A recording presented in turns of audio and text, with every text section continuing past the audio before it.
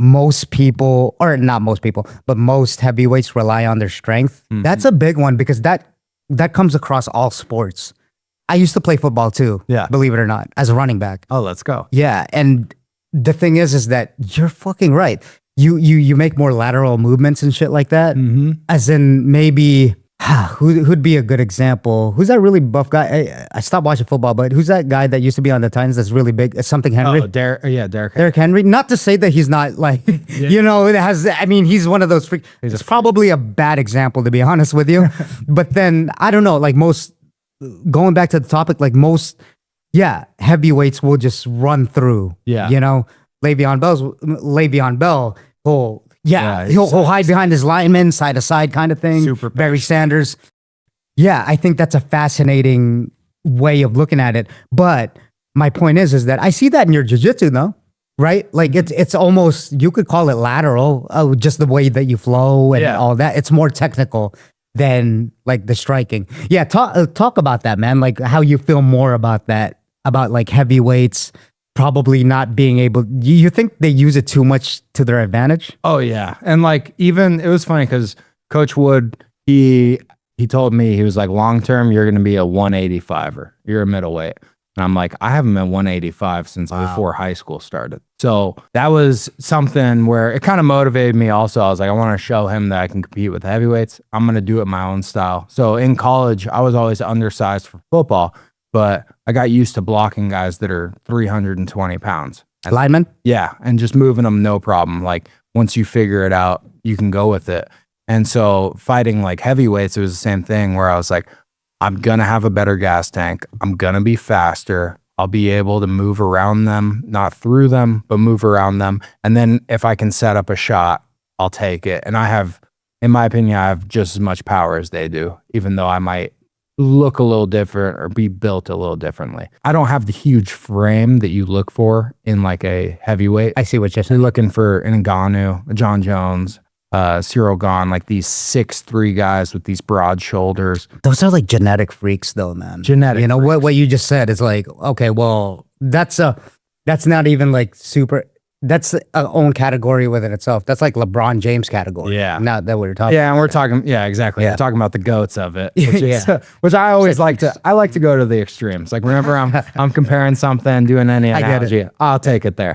Let's go dramatic. Yeah, because like that is the prototype build, in my opinion. That's what you're looking for. If you were going to create a fighter or a player in a video game, like that's the base you're going for. I never had that in any of the sports I played. So it was always very much like figure out what your strengths are, what your weaknesses are, and then just make sure that the flow of the game or the flow of the fight goes towards your strengths rather than your weaknesses. Yeah, this is kind of like guerrilla warfare. Yeah. Like, Hardcore. you know, yeah, it's funny. Yeah, exactly. It's funny that you say that because learning that, I think that's something you learn through playing sports in high school. Because I was talking to your fiance about it, Emily, and a lot of people have shitty coordination. They just do. They do. It's like, and you can tell by their footwork, hand-eye coordination, right? Yeah. When I've mentioned this before, but then when people catch a football, you'll see them like do this it's like, oh, you haven't played before. Yeah. And being an athlete, if I could even call myself that, you know, you tend to realize, you pick up on that.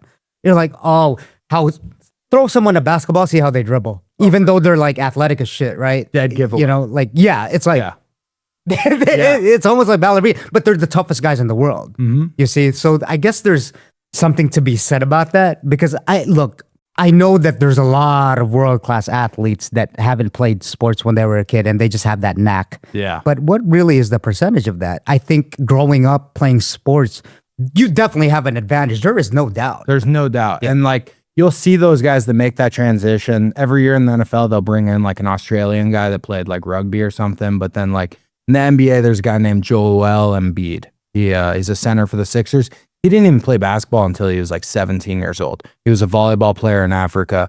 Some coach saw him and was like, dude, you're going to be an NBA superstar. And he ended up going to Kansas, which like you have to be a 5-star recruit to go to Kansas. And like this guy's never even like played basketball really. Like, was that when Calipari was coaching? Do you remember? Was it Kansas? No, that was Kentucky. That's Kentucky. Right. Bill Self at Kansas. Bill Self, that's right. But so he does that. They see this guy's just a freak, and I think that's the only way to get around that is like if you are just genetically built like that. But I think playing sports at a young age, huge advantage. I even see it in jiu-jitsu, right? I roll with people, and we might be the same experience level. We've both been doing it for 3 years, 2 years, whatever it is. But I know that I have a leg on them because I did sports my whole life. I understand when a coach says to do this, I can get my body to do that. My whole life, I've been playing sports. Right. And when a coach says something, I know how to get my body to do that or That's at least fascinating. figure it out. Yeah. Yeah, So I think the learning curve is so much like easier for me because I've taken, and after I got done playing, I coached also. So I also understand when Jerry's coaching something, I'm like also thinking from a coach's perspective, and I'm going, why is he saying that? He's saying that to get me to do this.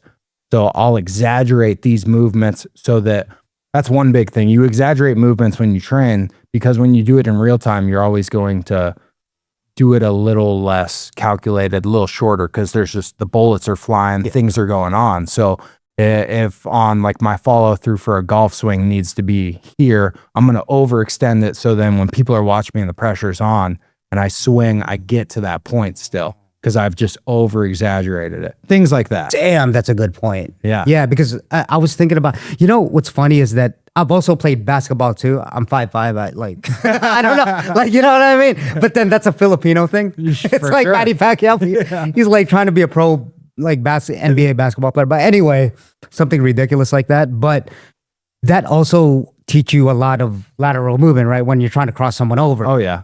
And okay, so this is the weird part. And dude, that just shows me that your self-awareness, man, is really, really good. Because when I started training, like say jiu-jitsu and martial arts, I didn't really, I guess my subconscious knew, but then consciously it was like starting over. And it is, right? Yeah. Like when you start jiu-jitsu, you're getting fucked up, you're getting smashed. Oh yeah. And all that.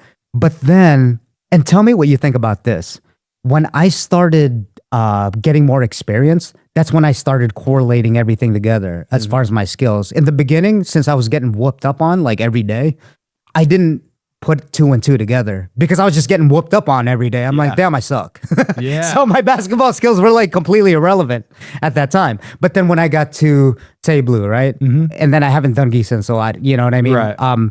But when I got there, I'm like, oh, I'm getting better because when I do footwork, man, sometimes I'd be dancing like I'm playing basketball. I'm dancing around people, breaking people's ankles or something. Yeah. And then so my left side of the brain as good almost as my right side, you see, because I'm so coordinated. Yeah. And then you do crazy stuff like like the football shuffles and stuff. Yeah, all that stuff. But then that goes into factor too.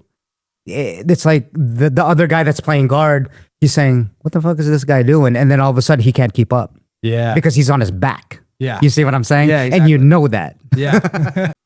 Yeah. I mean, I would agree with that fully. Like it's one of those things where you build it in and I think if you build up that coordination, then it's going to just allow you to be a little more free too. Like you don't even have to think about what you're doing. You can actually like focus on the task at hand, which is like passing guard in this situation.